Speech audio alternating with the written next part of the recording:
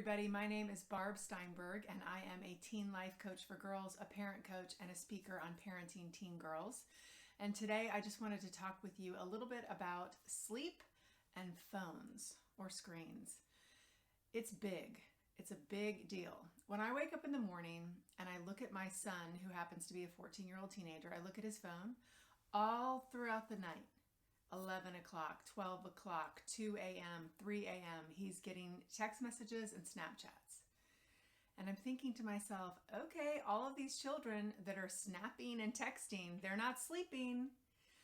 So let's talk about that for a second. Sleep, we know this. Sleep is so unbelievably important. It's so important for our immune system, right? For our body to get its rest and for it to, become rejuvenated overnight, and to kind of boost our immune system to keep our body healthy and strong. We need this for our kids, right? I mean, right now we're in the middle of flu season because it's January, and they're at school, lots of germs. But keeping their bodies healthy, we know that it's a time for them to process all the information that they've received during the day, that learning actually takes place when you're asleep, and they're processing and taking in all of that information. Super important when they have so much learning to do during this time, and with grades and classes and all of that coming at them.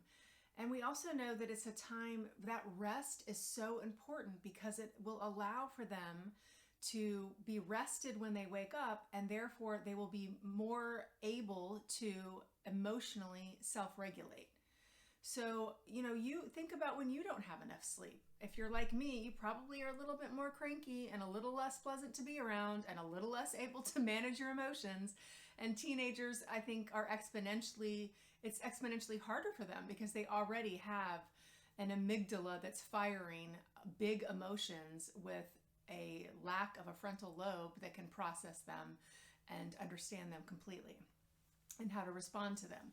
So sleep is just so vital for their health, their mental well-being, their physical well-being. So what do we do with these screens, with computers and phones?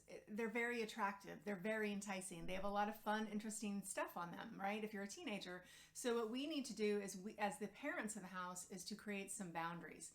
If you haven't done this already, it's going to be even less pleasant for you and your teens because you're creating new boundaries, right? So if we've given freedom and we're taking freedom away, they're obviously not going to love that at all. But if you're on the front end of this and you've got a tween, or a pre-adolescent, then maybe you can start this now and save yourself a bit of a headache down the road. So you guys have to decide as a family what is the appropriate time that you want to turn in all electronic devices. In our house, because we have a freshman in high school, we've decided it's 9:45, lights out at 10. That's what works for us. So taking those phones and having them charge in a place like your bedroom or your bathroom in our case, so that they're not getting up in the middle of the night and snapping away with all the friends. So it's a time for, charging the phone, it's away, it's time for sleep. And everybody does that. Everybody turns in their phone, including the adults. And we all go to sleep and we all get our rest. Again, if you haven't done this and you begin, it might be a bit of a tough road, right? Because you're taking away freedom.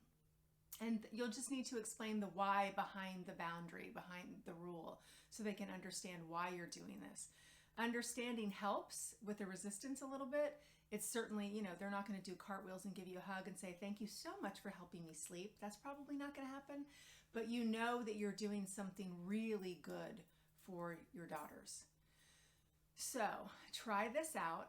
And even though you might get some pushback, I think in the long run, you're going to really feel like you're doing something good for your girls. And I think you're going to see it in their behavior, potentially in their grades and so forth. So take this little tidbit and run with it, and I have a feeling it's going to help. Have a great day.